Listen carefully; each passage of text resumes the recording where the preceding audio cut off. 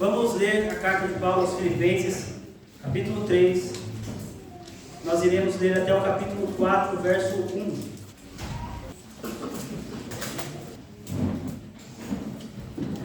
O título do sermão, embora não esteja no slide, o título do sermão é Alegrai-vos do Senhor. Então, sempre que os irmãos olharem para o slide, pensem no título, Alegrai-vos do Senhor. Esse é o comando aqui de Paulo para nós. Diz assim a palavra do Senhor, capítulo 3, verso 1, diz assim: Meus irmãos, quanto às outras coisas, alegrai-vos no Senhor. Para mim não é difícil escrever-vos as mesmas coisas, e isso vos dá segurança. Tomai cuidado com esses cães, cuidado com os falsos obreiros, cuidado com a falsa circuncisão. Porque nós é que somos a circuncisão, nós os que servimos a Deus em espírito e nos gloriamos em Cristo Jesus, e não confiamos na carne. Se bem que eu poderia até mesmo confiar na carne. Se alguém pensa que pode confiar na carne, muito mais eu, circuncidado ao 8º dia, da descendência de Israel, da tribo de Benjamim, hebreu de hebreus, quanto à lei, fui fariseu, quanto ao zelo, persegui a igreja, quanto à justiça que há na lei, eu era irrepreensível. Mas o que para mim era lucro, passei a considerar como perda por amor de Cristo. Sim, de fato, também considero todas as coisas como perda, comparadas com a superioridade do conhecimento de Cristo Jesus, meu Senhor, pelo qual perdi todas essas coisas. Eu as considero como esterco, para que eu possa ganhar a Cristo, e ser achado nele, não tendo por minha justiça que procede da lei, mas sim a que procede da fé em Cristo, a saber, a justiça que vem de Deus pela fé, para conhecer Cristo, o poder da sua ressurreição e a participação nos seus sofrimentos, identificando-me com ele na sua morte, para ver se de algum modo consigo chegar à ressurreição dos mortos. Não que eu já tenha alcançado, ou que seja perfeito, mas vou prosseguindo, procurando alcançar aquilo para o que também fui alcançado por Cristo Jesus. Irmãos, não penso que eu mesmo já o tenha alcançado, mas faço o seguinte: esquecendo-me das coisas que ficaram para trás e avançando para as que estão adiante, prossigo para o alvo, pelo prêmio do chamado celestial de Deus em Cristo Jesus. Por isso, todos os que somos aperfeiçoados tenhamos esse mesmo modo de pensar. E se em alguma coisa pensais de outro modo, Deus também vos revelará isso. Mas prossigamos na medida da perfeição que já atingimos. Irmãos, sede meus imitadores e prestai atenção nos que andam conforme o exemplo que tendes em nós. Porque há muitos sobre os quais vos falei diversas vezes, e agora vos digo até chorando que são inimigos da cruz de Cristo. O fim deles é a perdição. O Deus deles é o estômago. E a glória que eles têm baseia-se no que é vergonhoso. Eles se preocupam só com coisas terrenas. Mas a nossa pátria está no céu, de onde também aguardamos um Salvador, o Senhor Jesus Cristo, que transformará o corpo da nossa humilhação para ser semelhante ao corpo da sua glória, pelo seu poder eficaz de sujeitar a si todas as coisas. Verso 1 do capítulo 4. Portanto, meus irmãos, a quem amo e de quem tenho saudades, minha alegria e coroa, permanecei assim, firmes no Senhor, amados. Vamos orar. Santo Deus, Tu, ó Deus, que é o Deus eterno, o Deus bendito, infinito, cheio de glória, Senhor, nós estamos diante de Ti nesta manhã, ó Deus, e nós não temos nada em nossas mãos, a não ser, ó Deus, contemplar a beleza de Cristo Jesus. Ele é a nossa justiça. Nós nos gloriamos nele, Senhor, porque o Senhor é bom, o Senhor proveu para nós, ó Deus, a justiça que nós não temos por nós mesmos. Ó Deus, usa esse miserável pregador, abençoe a sua igreja, Senhor, abre o coração do seu povo, cative nossas mentes, ó Deus, nesse momento, para ouvir o Senhor, para contemplar, ó Deus, a Cristo, a sua palavra. Que tudo que sair da minha boca, ó Deus, seja para a glória do seu nome, seja para a edificação do seu povo, seja para que a sua igreja cresça, ó Deus, e seja edificada e contemple mais o seu Filho bendito, Senhor. Abre os nossos corações, abre os nossos ouvidos, que os barulhos, ó Deus, ao redor não venham nos distrair, que o barulho do nosso coração, Deus, não venha nos distrair. Nos ajude, Senhor, a focalizar os nossos corações nesta manhã para ouvir a Sua palavra. Perdoa nossos pecados, Deus. Nós te louvamos por Cristo. Obrigado, Pai. Esteja conosco, nos abençoe em nome dele. Meus irmãos, hoje nós iremos ver 3 coisas aqui no texto de Filipenses. A primeira coisa, a verdadeira circuncisão, verso 1 a verso 3. A segunda coisa, a verdadeira justiça, verso 4 a 11. A terceira coisa, a verdadeira santidade, verso 12 a 16. A quarta e última coisa, a verdadeira pátria, verso 17 até o capítulo 4, verso 1. Para introduzir o que nós iremos pensar nesta manhã, irmãos, eu quero pensar com vocês num livro que todos conhecem e que várias vezes eu já citei. Eu acho que foi porque a única história de criança que eu li com mais paciência e é a única que eu consigo tirar alguma ilustração aqui para nós entendermos. O livro é da série As Crônicas de Nárnia, de um jovem chamado Eustáquio. Ele era primo dos principais personagens da obra: Lúcia, Edmundo, Pedro e Susana. Esse jovem Eustáquio, ele é retratado como um garoto bastante desagradável, irritante, egoísta, reclamão, mal educado. Ele se considerava superior a seus primos. Sua personalidade na obra é marcada por orgulho e uma visão materialista da vida. Quando esse jovem chega a Nárnia, na sua primeira visita, seus primos estão explorando uma ilha desconhecida e ele, para se afastar do trabalho, ele começa a caminhar sozinho e ele chega numa caverna cheia de tesouros. Consumido pela ganância e pela inveja, ele se deitou sobre essas joias e foi ali em sua profunda miséria moral que a sua transformação aconteceu. Esse menino se transforma em um dragão e isso reflete exatamente a natureza interior do seu coração. Isso serve para descrever a feiura da alma desse garoto. Aslan, que é um tipo de Cristo na obra, guiou Eustáquio até um riacho com águas cristalinas e o convidou para tirar a sua pele de dragão.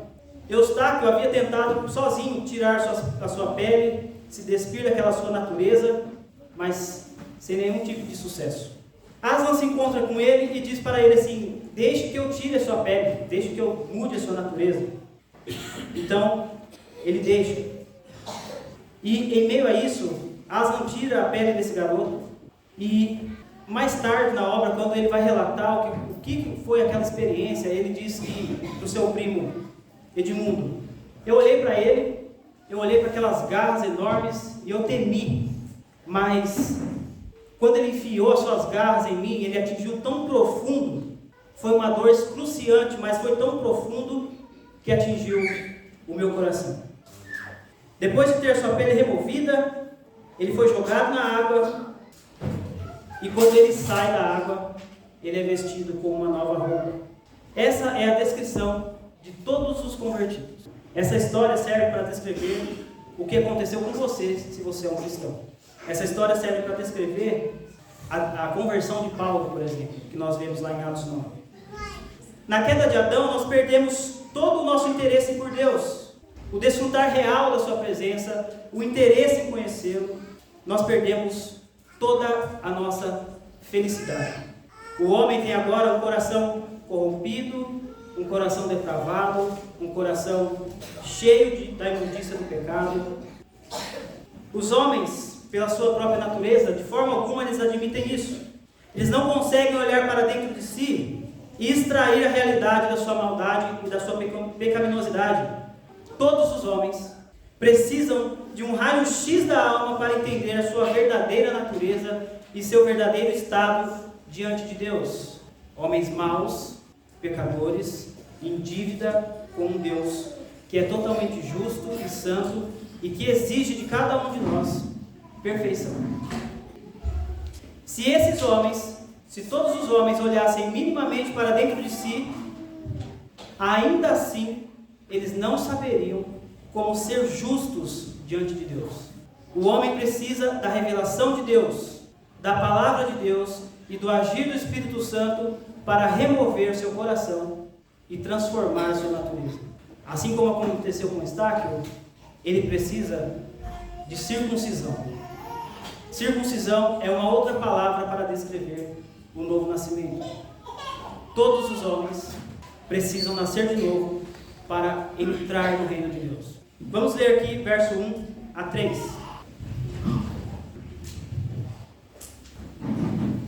1 a 4. Meus irmãos, quanto às outras coisas, alegrai-vos no Senhor. Para mim não é difícil escrever-vos as mesmas coisas, e isso vos dá segurança. Tomai cuidado com esses cães, cuidado com os maus obreiros, cuidado com a falsa circuncisão.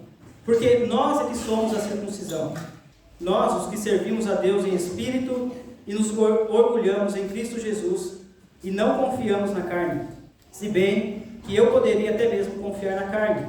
Se alguém pensa que pode confiar na carne, eu muito mais. Nós vemos aqui no verso 1 que Paulo abre o capítulo com uma exortação de alegria. Meus irmãos, alegrai-vos no Senhor.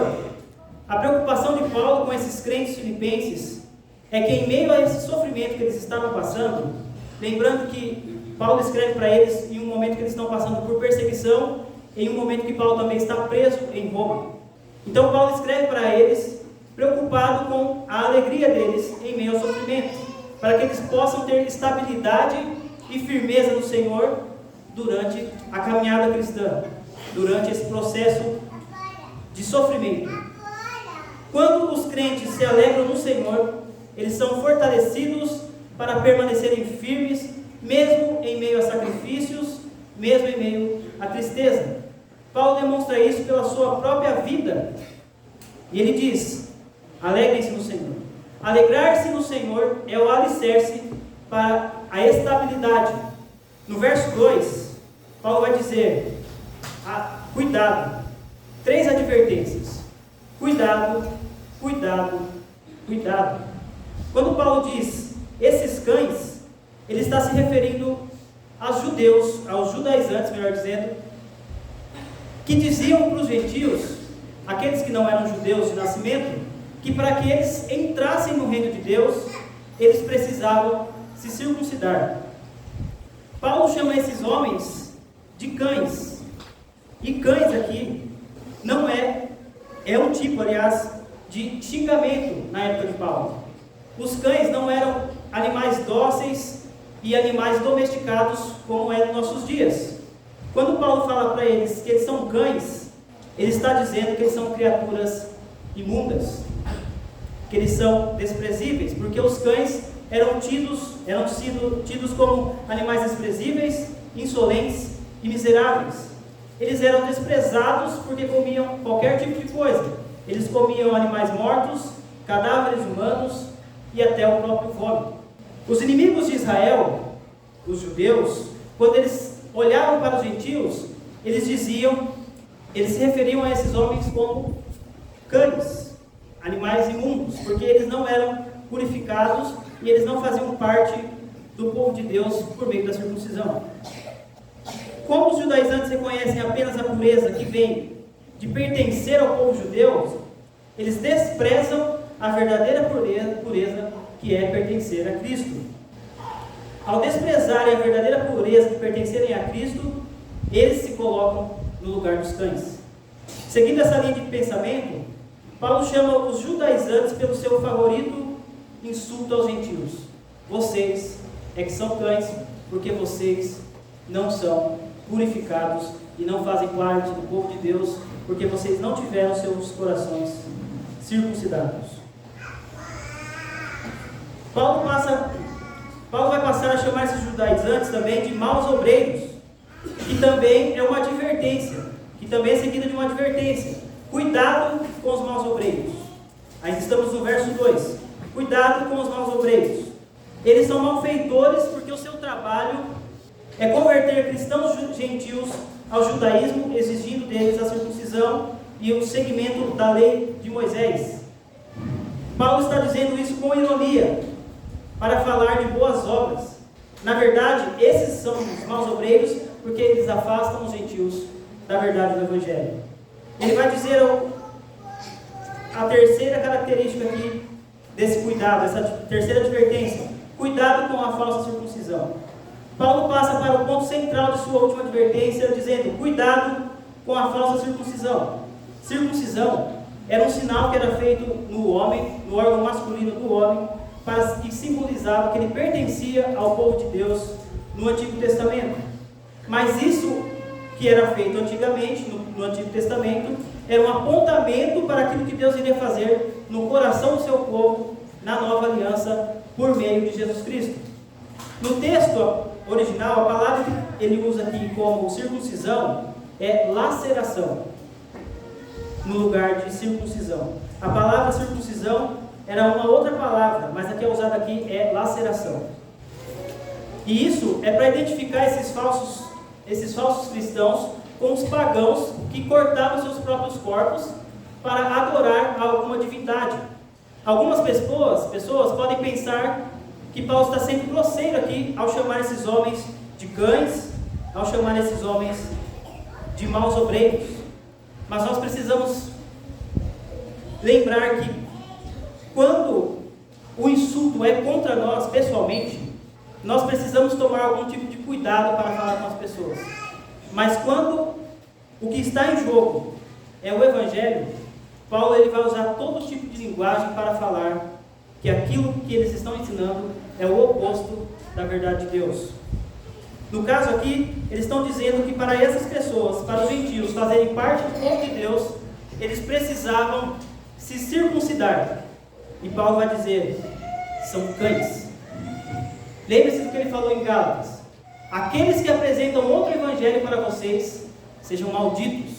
Então, para defender o verdadeiro evangelho, Paulo vai usar todo tipo de linguagem para ser o mais firme possível e para ser o mais radical possível, porque o que está em jogo ali é a verdade do evangelho.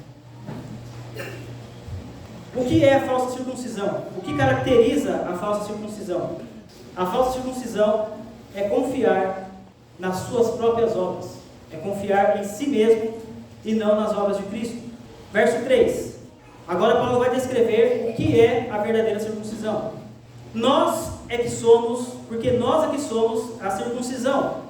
Nós que servimos a Deus em espírito, ou adoramos a Deus em espírito, e nos orgulhamos em Jesus Cristo, em Cristo Jesus, e não confiamos na carne. Paulo mais uma vez coloca Cristo no centro. Os crentes gentios são pessoas santas em Cristo. Lembre-se do que ele falou no verso 1, aos santos e gentios, aos santos, melhor dizendo, que estão em Filipos, junto com os bispos e diáconos. Eles são puros, eles têm a verdadeira pureza, porque eles estão em Cristo. Aqueles que pertencem a Cristo são o povo santo de Deus. Paulo vai destacar aqui 3 características da verdadeira circuncisão. Primeiro, eles servem a Deus em espírito. E isso nos lembra daquilo que o apóstolo João falou no seu evangelho. Os verdadeiros adoradores adoram o Pai em espírito e em verdade. Há sim algumas diferenças entre o que é adorar a Deus em espírito, lá em João, e há diferença também com o que Paulo vai dizer aqui sobre o que é adorar em espírito. Mas o ponto comum entre esses dois homens de Deus é que, na nova criação, todos os que pertencem a Deus serão habitados pelo Espírito Santo. Por serem habitados pelo Espírito, eles são capazes de oferecer a Deus adoração verdadeira. Continuando no verso 3, a segunda característica é se orgulhar em Cristo. Se orgulham em Cristo. É um contraste com a própria terceira marca aqui que ele fala, que não confia na carne. Acreditar em Jesus Cristo é colocar a sua confiança nele. Mas se Jesus Cristo é o nosso motivo de confiança, ele deve ser o nosso motivo de gloriar-se, de glória, de orgulho, é o que Paulo vai dizer aqui.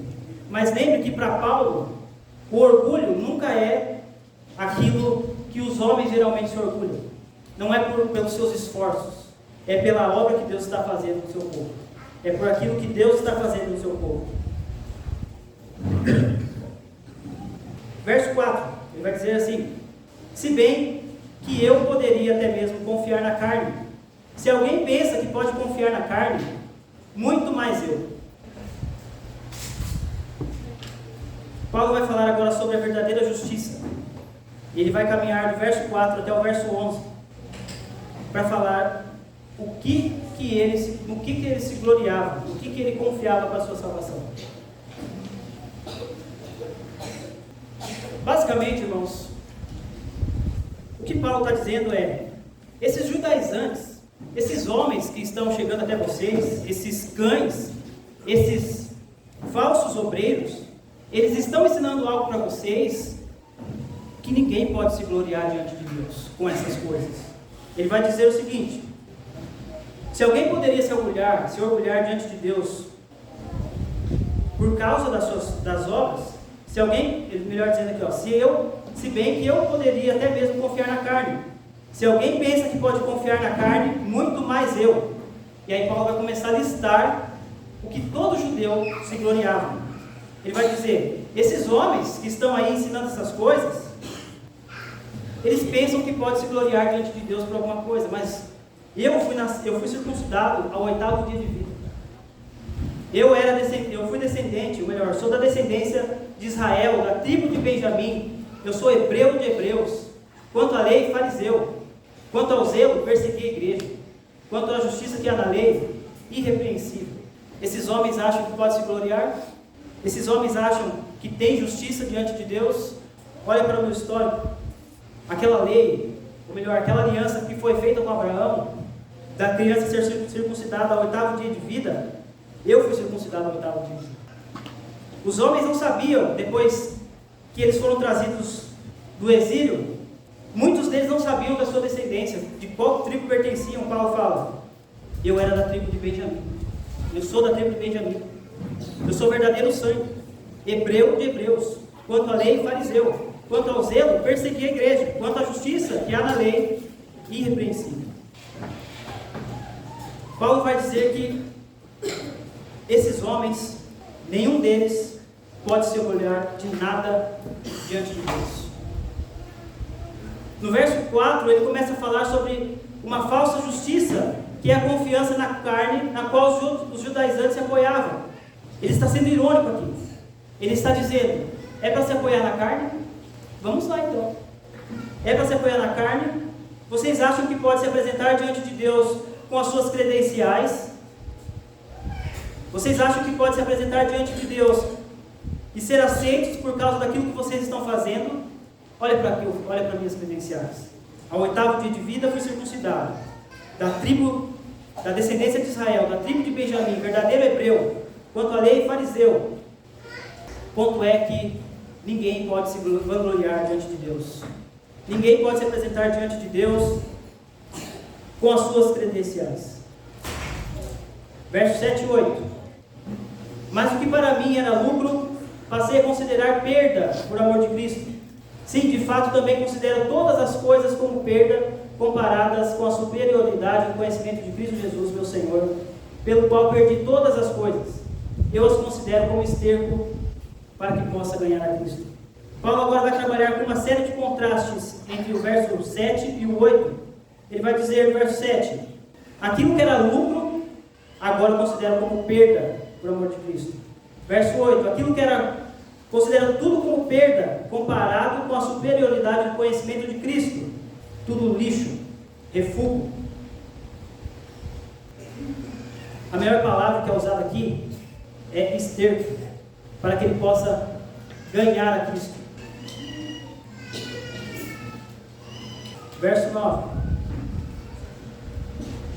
e ser achado nele, não tendo por minha justiça que procede da lei, mas sim a que procede da fé em Cristo, a saber, a justiça que vem de Deus pela fé, para conhecer Cristo e o poder da sua ressurreição e a participação nos seus sofrimentos, identificando-me com ele na sua morte, para ver se de algum modo consigo chegar à ressurreição dos mortos. O verso 9 é o ponto central aqui do argumento do apóstolo Paulo. Ele diz: e ser achado nele, não tendo por minha justiça que procede da lei, mas sim que procede da fé em Cristo, a saber, a justiça que vem vem de Deus pela fé. Paulo reconhece que a justificação se baseia não na realização humana. Ele está dizendo basicamente é o seguinte: toda essa lista, toda essa credencial que eu mencionei, ser da tribo de Benjamim, verdadeiro hebreu, tudo isso que eu disse é esterco. A minha justiça procede de estar unido a Cristo pela fé, e essa justiça vem de Deus. Todos os homens que se encontram com Cristo, eles devem abandonar a sua justiça própria. Todas as religiões do mundo lidam com o fator da justiça. Todos os homens que se apresentam diante da sua divindade, eles sempre vão pensar em alguma coisa que eles devem fazer para agradar a Deus. Nós podemos definir as religiões por fora do cristianismo da seguinte forma: todos os homens devem fazer algo, e os homens sempre pensam, quando nós apresentamos o Evangelho para eles, ou quando nós falamos de Deus para eles, eles sempre pensam: eu preciso de justiça. Eles sempre pensam: isso que eu estou fazendo, isso que eu estou praticando, isso está errado.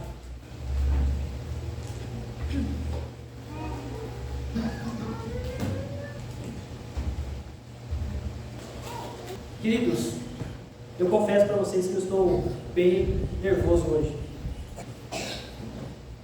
Mas eu quero dizer uma coisa: se eu pudesse dizer só uma coisa, é a seguinte: os homens estão perdidos, os homens, eles se achegam diante das divindades, pensando nas suas boas obras, numa forma de agradar a Deus, e quando nós apresentamos o Evangelho verdadeiro para essas pessoas, eles sempre pensam: eu não estou de acordo, eu não posso ir naquela igreja, ou eu não posso participar de alguma coisa, por quê? Porque eu não estou de acordo. A sirene da sua consciência toca e diz para ele: você não é justo, você não é justo. A maioria de nós veio de lugares que dizem: as mulheres devem usar determinada roupa, as mulheres não podem cortar o cabelo, os homens não podem usar determinada roupa, não podem jogar bola, não podem fazer isso ou aquilo. Mas nós não podemos nos enganar. Quando você descobre que a sua justiça não vem de você mesmo, e você chega num lugar que prega realmente o verdadeiro Evangelho, não se engane, não se engane. Aonde está a sua justiça? Em quem você se baseia para dizer: eu sou justo por causa, não de mim, mas por causa daquilo que Jesus fez na cruz por mim? Você pode participar de todos os cultos, você pode fazer cultos domésticos com a sua família, você pode debruçar diante da sua Bíblia, você pode dizer: agora eu pertenço a uma denominação que é caracterizada por pregar o Evangelho, é uma igreja bíblica, é uma igreja reformada. Mas é nisso que você confia para se apresentar diante de Deus? É nisso que você olha, se apoia e fala assim: não, Deus, agora eu estou fazendo tudo certinho, eu estou numa igreja boa, eu leio a Bíblia, faço culto doméstico com a minha família, eu ensino meus filhos, eu procuro ensiná-los, mudar o caráter deles. Mas é essa a sua confiança? É com isso que você vai contar quando você se chegar diante de Deus? É isso que você vai dizer: Senhor, eu sou justo agora, eu estou fazendo tudo da melhor forma, eu estou fazendo tudo certinho? É isso que você vai contar? Paulo fazia isso. Paulo, ele queria agradar a Deus de todas as formas. Ele diz: quanto ao zelo, eu persegui a igreja. Lembre-se que ele consentiu com a morte de Estevão em Atos 7. Tal era o zelo desse homem. Ele fala assim: não, eu tenho que fazer isso, eu tenho que me esforçar mais. A busca é por agradar a Deus. Paulo está pensando aqui, antes da sua conversão: eu fazia tudo para agradar a Deus, mas isso não me tornava justo diante dele, isso não me colocava como justo diante de Deus. Em que nós estamos nos apoiando para dizer: eu sou justo? É no nosso desempenho? É na forma como nós falamos? É na forma como nós pregamos? É na forma como nós expomos o texto? É na forma como nós ensinamos nossas esposas? É na forma como nós ensinamos nossos filhos?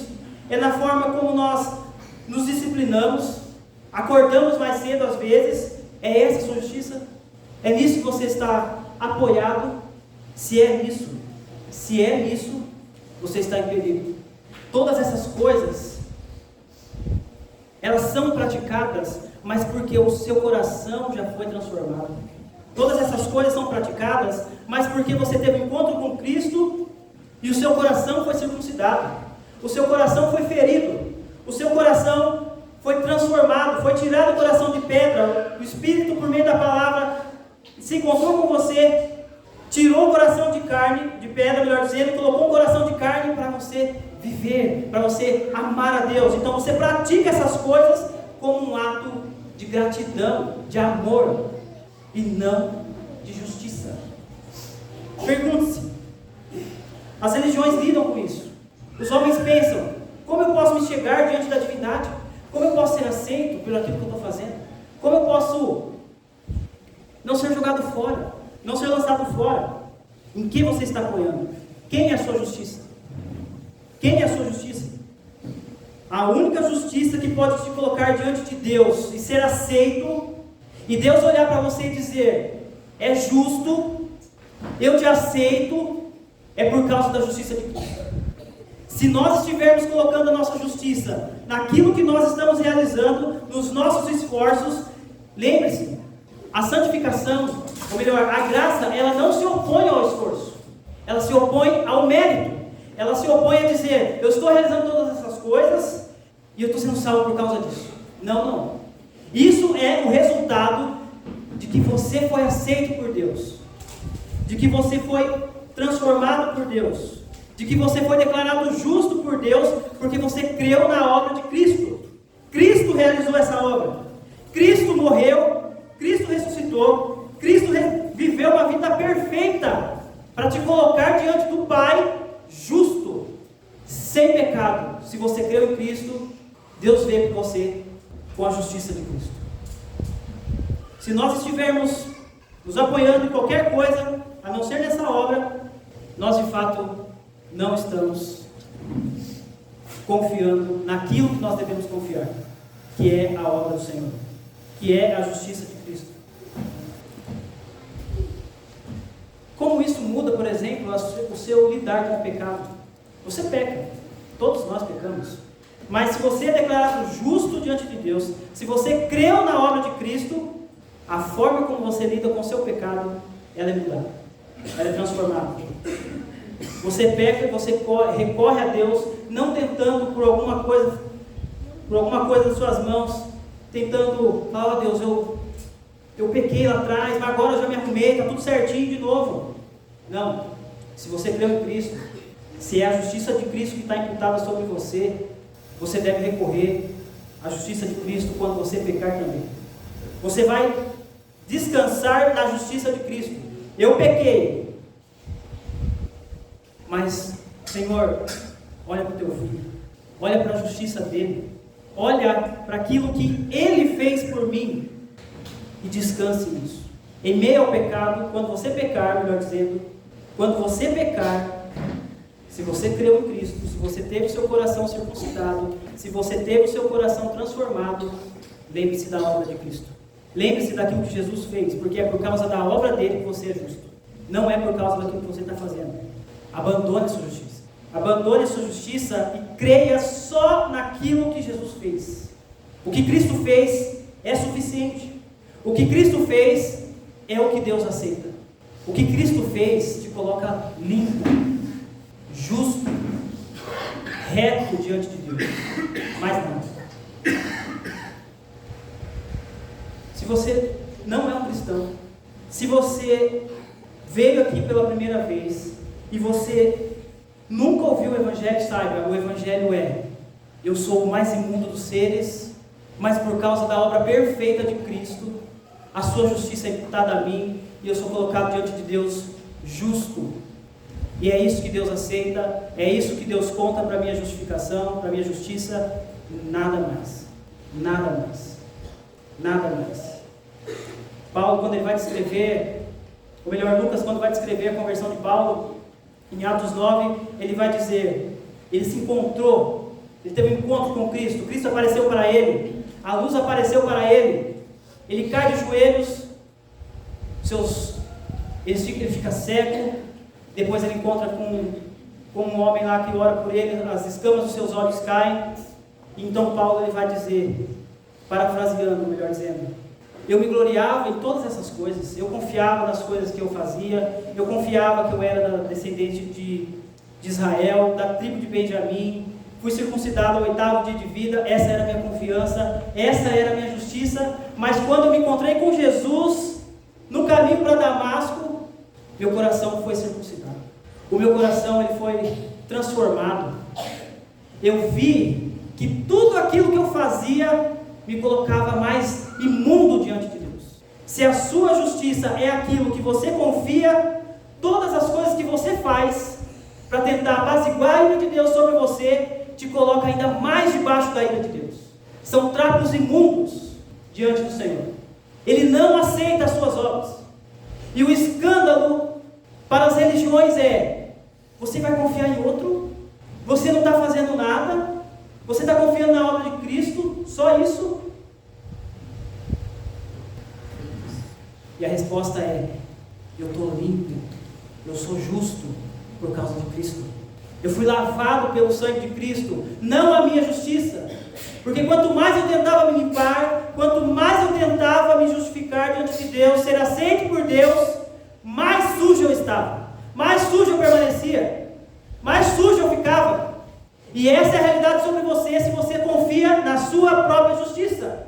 Você está diante de Deus, mas a ira de Deus permanece sobre você, porque você não aceita aquilo que Jesus fez.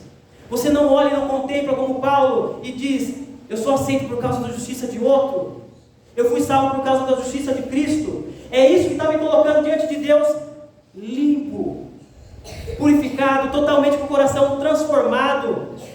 O objetivo da circuncisão, Moisés vai dizer em Deuteronômio 30, verso 6, que é para que vocês amem o Senhor. Ele vai dizer, Deus vai dizer: eu circuncidarei o coração de vocês, para que vocês me amem de toda a alma, para que vocês me amem com todo o seu coração. É por isso que Paulo podia dizer: eu faço tudo, eu faço qualquer coisa pelo Evangelho. Naquele encontro em Damasco, eu percebi que a minha realidade e a realidade de todos os homens é: eu estou imundo, eu não tenho justiça própria. A minha autojustiça só me coloca debaixo de mais ira. E quando Paulo pensa na obra da redenção, ele termina em adoração. Quando ele vai escrever aos Efésios, ele diz, pensando no Evangelho: bendito seja o Deus e Pai de nosso Senhor Jesus Cristo, que nos abençoou com todas as bênçãos espirituais nas regiões celestiais. Por causa daquilo que Jesus fez, eu fui adotado. Por causa daquilo que Jesus fez, eu fui justificado. Por causa daquilo que Jesus fez, eu fui colocado diante do Pai, sem nenhum tipo de medo. Sem nenhum tipo de medo. Porque a justiça própria só promove em nós mais medo. Mais medo. Você sempre fica pensando: não, eu tenho que fazer alguma coisa, eu tenho que me esforçar um pouquinho mais, isso daqui não está bom. Quando você crê em Cristo, isso acaba. Você fala assim: eu dependo só da justiça desse Cristo bendito, maravilhoso. E Ele basta para a minha salvação. Ele basta para a minha santificação. Ele basta para que eu seja aceito diante de Deus. As bases foram feitas por causa daquilo que Jesus fez, por causa daquilo que Jesus realizou. O medo se vai. Você não teme se encontrar com Deus. Você não teme se encontrar com Deus, porque Jesus, pela sua obra na cruz, Ele fez as pazes entre a humanidade, entre aqueles que creem nele e o seu Pai. Deus pode olhar para você e dizer a mesma coisa que Ele disse para Cristo: eu me comprazo, eu me alegro nesse homem, por causa que a justiça de Cristo está imputada na vida desse homem. Ele não se gloria em nada além do meu filho. Ele não traz diante de mim trapos imundos. Ele traz diante de mim a justiça do meu filho. É nisso que você confia? Você pode dizer: Cristo é a minha justiça. Só Cristo basta para mim chegar diante de Deus, ser apresentado diante dele. Essa é a sua justiça, meus irmãos. É nisso que você está confiando. É nisso que você está confiando. É nisso que está a sua esperança para se apresentar diante de Deus. Se você está confiando em você mesmo, abandone essa confiança. Se você está confiando em você mesmo para a sua salvação, para se encontrar com Deus naquele grande dia, pare agora mesmo. Confie só na obra de Jesus Cristo. Talvez eu tenha sido um pouco repetitivo, mas, para ser bem sincero, eu não me importo com isso. Todos os homens lutam com isso. Eu preciso melhorar mais um pouquinho, eu preciso fazer isso diferente. Sim, os homens se preocupam com isso. Mas a justiça de Cristo por você, se for imputada em você, basta. E você deve caminhar a vida cristã olhando para frente, olhando para essa pátria gloriosa que virá. A justiça de Jesus basta para você se você é um cristão. Não confie em nada que você está fazendo. E isso não vai te colocar numa vida de pecaminosidade. Muito pelo contrário, você vai olhar para aquilo que Jesus fez e falar assim: Ele é o meu Deus, Ele é a minha justiça, Ele é a minha salvação. Tudo que eu faço agora é em adoração, tudo que eu faço agora é em serviço. Por isso que Paulo podia dizer: eu me esforço mais que todos, eu me esforcei mais do que todos eles juntos. Mas isso não é a minha confiança mais. A minha confiança é a obra de Jesus Cristo. Abandone sua própria justiça. Confie só na obra de Cristo. Eu entrei na parte da justiça aqui, esqueci de avisar. Mas vamos agora para a terceira coisa que a gente vai ver aqui. A verdadeira santidade, verso 12 a 16. Diz assim: não que eu já tenha alcançado ou que seja perfeito, mas vou prosseguindo, procurando alcançar aquilo para o que também fui alcançado por Cristo Jesus. Irmãos, não penso que eu mesmo já o tenha alcançado, mas faço o seguinte: esquecendo-me das coisas que ficaram para trás e avançando para as que estão adiante, prossigo para o alvo, pelo prêmio do chamado celestial de Deus em Cristo Jesus. Por isso, todos os que somos aperfeiçoados tenhamos esse mesmo modo de pensar em alguma coisa, e se em alguma coisa pensais de modo diferente, Deus também vos revelará isso. Mas prossigamos na medida da perfeição que já atingimos. Paulo fala com precisão aqui agora sobre a espiritualidade cristã. Não que eu tenha alcançado, ou que seja perfeito, mas eu prossigo para alcançar aquilo pelo que também fui alcançado por Cristo Jesus. Num primeiro aspecto, Paulo reconhece a dimensão escatológica da salvação. Ao afirmar que ainda não alcançou a perfeição, refere-se ao estado de glorificação plena que se consumará na vida de Cristo. Essa perspectiva mantém os crentes num nível saudável, numa expectativa e dependência. Expectativa porque eles olham para o alvo, para o prêmio, e dependência porque eles não confiam em si mesmos. Eles confiam em Jesus Cristo. Isso nos lembra aquilo que João falou da videira. Cristo como a videira verdadeira e os crentes como os ramos ilustra a relação orgânica entre a fonte divina, entre a fonte de vida e a manifestação visível da vida espiritual. Os frutos não são de esforço autônomo, mas evidência da conexão vital com a fonte. Todos aqueles que estão unidos em Cristo, eles têm vida, e se eles têm vida, eles frutificam. Essa advertência sobre os ramos infrutíferos que João faz lá no capítulo 15 do seu Evangelho, sublinha para nós a seriedade da união orgânica. Preste atenção nesse relato.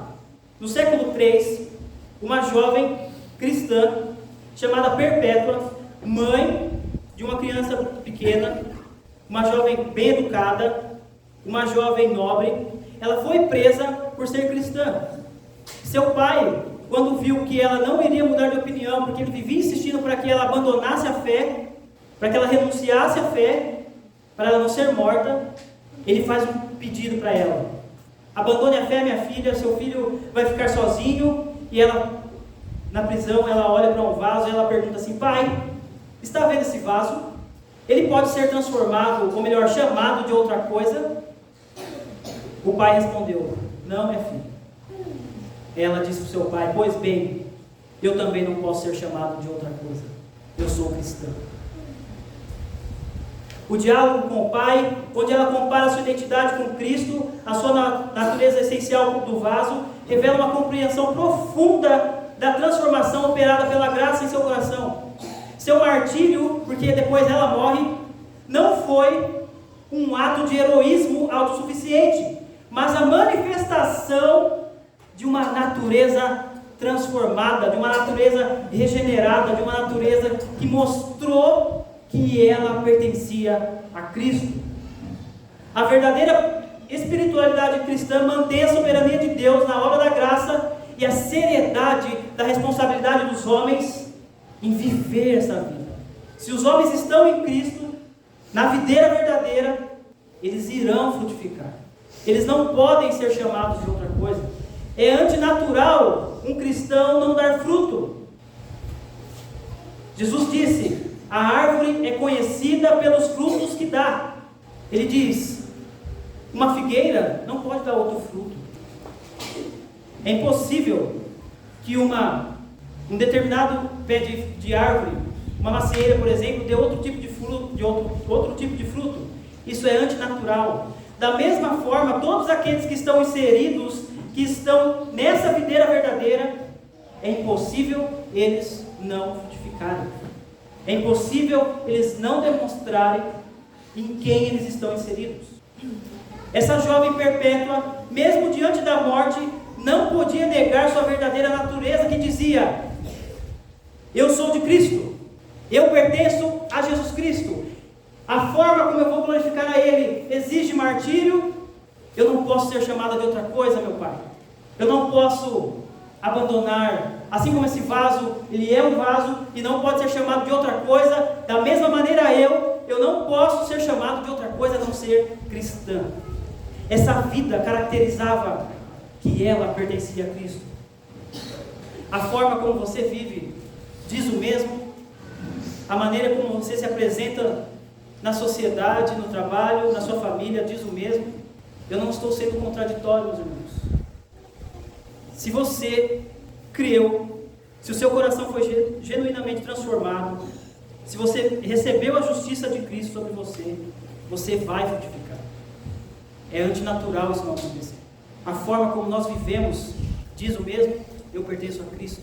Nós devemos tomar cuidado para que nós não nos apresentemos com uma falsa roupagem diante dos homens, demonstrando a nossa performance diante dos homens, mas interiormente, dentro do nosso coração, aonde só Deus sonda, aonde só Deus vê, o testemunho que Deus dá é: ele pertence a Cristo, ele é meu agora por causa daquilo que Jesus fez.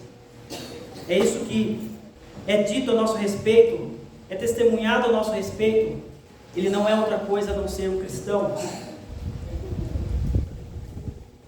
Ele não é outra coisa a não ser um servo de Jesus Cristo.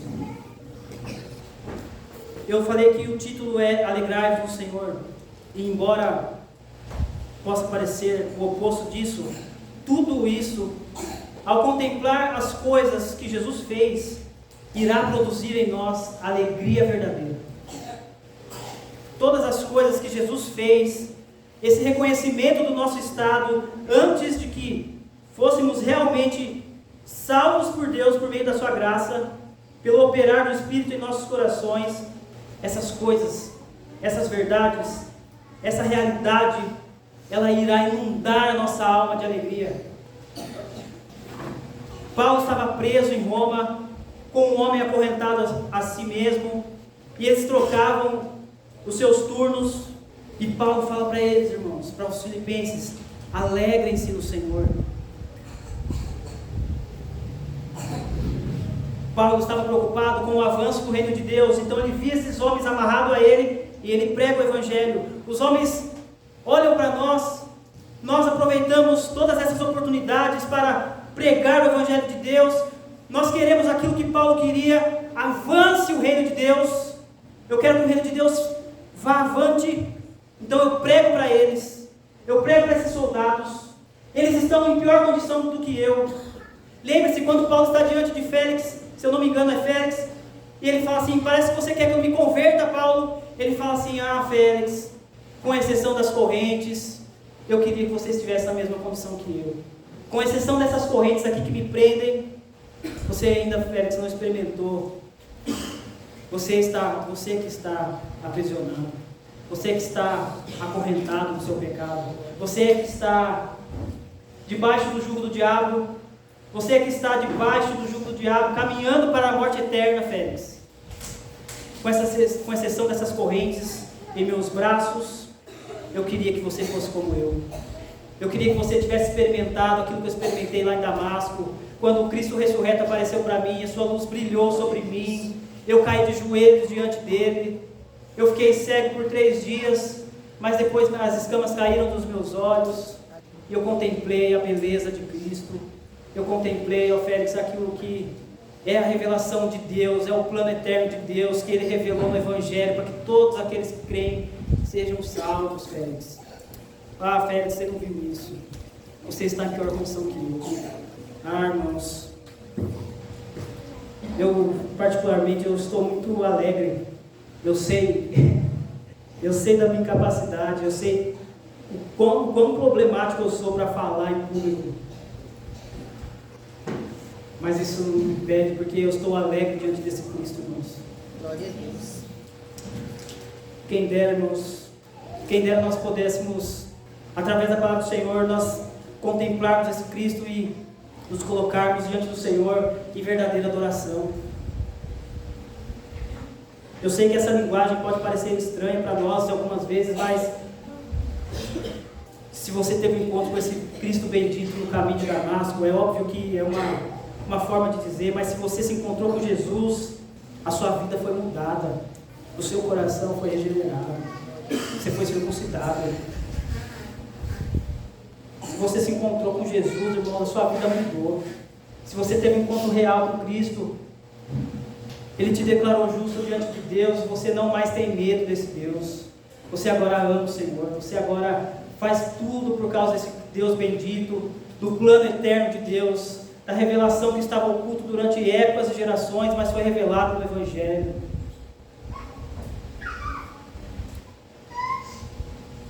Se você foi encontrado por Cristo no caminho, você não vive mais para si mesmo.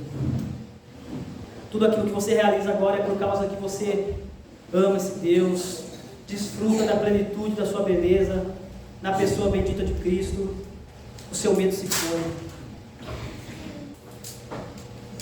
Verso 17, vamos caminhar para o final. A verdadeira pátria, verso 17 até o verso 1 do capítulo 4. Irmãos, sede meus imitadores e prestai atenção nos que andam conforme o exemplo que tendes em nós. Porque há muitos sobre os quais vos falei diversas vezes, e agora vos digo até chorando, que são inimigos da cruz de Cristo. O fim deles é a perdição. O Deus deles é o estômago, e a glória que eles têm baseia-se no que é vergonhoso. Eles se preocupam só com as coisas terrenas, mas a nossa pátria está no céu, de onde aguardamos um Salvador, o Senhor Jesus Cristo, que transformará o corpo da nossa humilhação para ser semelhante ao corpo da sua glória, pelo seu poder eficaz de sujeitar a si todas as coisas. Capítulo 4, verso 1. Portanto, meus irmãos, a quem amo e de quem tenho saudades, minha alegria e coroa, permanecer assim, firmes no Senhor, meus amados. Paulo vai traçar agora um contraste entre os inimigos da cruz, que são marcados pela sua preocupação nas coisas terrenas, e entre aqueles que têm uma pátria celestial. O termo cidadania, em algumas versões, ou pátria, lembra a norma pela qual os cidadãos de uma cidade são regulados, a forma como eles devem viver. O termo refere-se ao Estado e aos cidadãos sob o poder soberano de governo. O uso que Paulo faz dessa palavra enfatiza a participação dos cristãos no reino celestial governado por Cristo. Nosso poder governante, nossa autoridade executiva, diz Paulo, está no céu. A implicação de afirmar nossa cidadania no estado celestial é que somos uma colônia de cidadãos celestiais na terra, guiados pelo poder do Espírito, pertencentes ao reino de Deus. A pátria tem significado especial para essa igreja aqui. Uma igreja que era colonizada pelos romanos. Quando Augusto conferiu aos cidadãos de Filipos, todos os direitos e privilégios de quem nasceu em Roma. Viver nessa cidade de Filipos era o mesmo que nascer em Roma, por causa dos privilégios que eles tinham, por causa dos direitos que eles tinham. A língua que eles falavam, por exemplo, era o latim, a mesma que era falada em Roma. Paulo pega essa linguagem e ele vai usar isso para falar do reino de Deus. Esse governador César Augusto foi aclamado como Salvador do mundo, porque restaurou a ordem naquele lugar, restaurou a paz, não apenas na Itália, mas também em todas as províncias e regiões sob o governo soberano de Roma. Os romanos tinham César como Senhor, e Paulo aplica esse título a Jesus, que tem poder sobre toda a criação. Paulo estava preso, quem tinha o poder sobre o corpo de Paulo era o império, mas Paulo vai dizer assim: Cristo tem o poder e Ele vai ressuscitar os nossos corpos. César tem poder, mas o seu poder é limitado e ele é dado do alto, mas Jesus Cristo, Ele irá ressuscitar os nossos corpos. Ele tornará os nossos corpos transformados com a mesma glória da dele. Verso 21 ele diz assim: transformará o corpo da nossa humilhação para ser semelhante ao corpo da sua glória, pelo seu poder eficaz de sujeitar a si todas as coisas. Quando Paulo fala isso, ele está dizendo: quem reina sobre esse mundo, quem reina sobre a minha prisão, quem reina sobre o sofrimento de vocês, ó Filipenses, não é César, é o próprio Deus. E quando nós morrermos, nós iremos ter os nossos corpos glorificados. Aí sim, tudo aquilo que Deus planejou irá se concluir.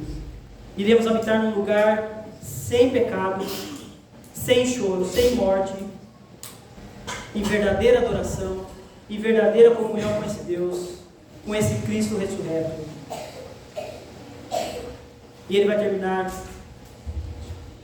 dizendo: meus irmãos, a quem amo, de quem tenho saudades, minha alegria e coroa, permanecer assim firmes no Senhor, amados. Aonde está a sua esperança, meus irmãos? Você está entre aqueles que aguardam a volta de Cristo? Você está entre aqueles que almejam por esse dia? Paulo diz: eu aguardo ansiosamente.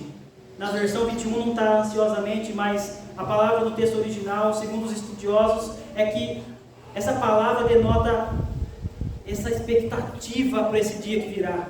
O que move o seu coração? Aonde está a sua esperança?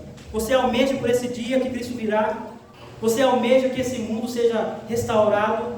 Paulo vai dizer, usando essa palavra de almejar o dia, aguardar com expectativa, que toda a criação aguarde o dia em que os filhos de Deus irão pisar nesse mundo e toda a criação será restaurada. Essa é a mesma expectativa que você aguarda a volta de Cristo?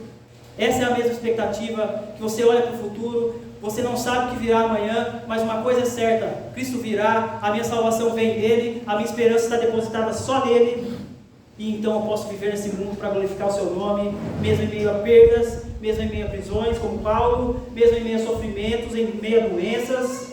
Eu olho para aquele dia, eu olho para aquele prêmio, para aquele alvo. Cristo virá, e quando ele virá, e quando ele vier, quando ele vier, os céus se abrirão, a nova criação irromperá plenamente sobre esse mundo, todas as coisas serão restauradas, o domínio dele será perpétuo, será total, os seus inimigos serão lançados no lago de fogo, e todos aqueles que participaram dos sofrimentos de Cristo, através dessa vida dolorosa de enfermidades, de perseguições, no caso de Paulo, de enfermidades como no caso de Epafrodito, que ficou doente, e eles olham para esse dia, eles olham para essa realidade, e eles dizem: ó Jesus, Maranata, veio o seu dia, que essa realidade abunde nesse mundo. Essa é a nossa esperança, irmãos. Nós não podemos nos enraizar nesse mundo. Nós devemos e podemos viver nesse mundo para a glória de Deus, com esse objetivo, mas nossa realidade, a nossa pátria real não está nesse lugar. Todos aqueles que foram circuncidados, eles têm esse objetivo final, a pátria de Deus vindo sobre esse mundo e trazendo justiça, trazendo paz sem fim, alegria sem fim, sobre todos aqueles que pertencem a Jesus Cristo. Lembre-se do Eustáquio que eu citei no começo da pregação. Quando ele vai dizer o que aconteceu com ele, ele diz: eu tive muito medo quando eu vi as garras do leão, mas quando ele as cravou em mim, as suas garras foram tão profundas que atingiram o meu coração. Ele me jogou no rio, ele me tirou do rio, e eu fui vestido com uma roupa que não era minha. Eu fui vestido com a justiça que não é minha. Foi isso que Jesus fez por você, se você teve o seu coração circuncidado pelo poder do Espírito. E essa palavra, meus queridos, é uma palavra de encorajamento. Embora muitas coisas possam ser duras, e elas devem ser duras, mas dentro daquilo que ela deve ser apenas, não além disso. É uma palavra de encorajamento. Se você foi circuncidado por Deus, pelo Espírito em seus corações, se o Espírito habita em você agora, olhe para a pátria celestial. Todos os sofrimentos que você passar aqui deve ser visto diante daquele grande dia, e você deve almejar a volta do Senhor Jesus Cristo. Você deve pensar: eu não pertenço mais a esse mundo. A partir do momento que eu fui circuncidado por Deus no coração, justificado por Cristo pela fé, vivo em santidade por causa da obra do Espírito em meu coração, mudando as minhas afeições, mudando a minha prática, eu agora olho para aquele dia em que a pátria celestial virá plenamente, e todos os filhos de Deus, eles irão em adoração eterna, em alegria eterna, adorar o Deus bendito. Olhe para isso, meus irmãos. Contemple esse dia, almeje por esse dia, queira a volta de Cristo. E se você não é um cristão, abandone sua justiça. Você irá se encontrar com Cristo, você irá se encontrar com Deus Pai, mas se você não tiver a justiça de Cristo sobre você, o seu fim é a perdição. É isso que Paulo fala aqui. Amém, meus irmãos? Vamos orar. Ó Deus, Pai, Filho e Espírito, nós te rendemos graças, Senhor. Te rendemos graças, ó Deus, porque o seu Filho é suficiente para nós. O seu Filho comprou para nós, ó Deus, uma justiça plena. Isso nos coloca diante do Senhor, aceitos, não por causa da nossa justiça, mas por causa da obra do seu Filho sobre nós. Senhor, nos ajude a olhar para o grande dia em que Cristo virá, o mundo será restaurado. Esse é o plano eterno do Senhor. O seu nome será glorificado entre seus filhos. Ajude-nos a olhar, Deus, e almejar por esse grande dia. Nós aguardamos uma pessoa, é o seu Filho bendito. É isso que nós oramos em nome dele. Amém.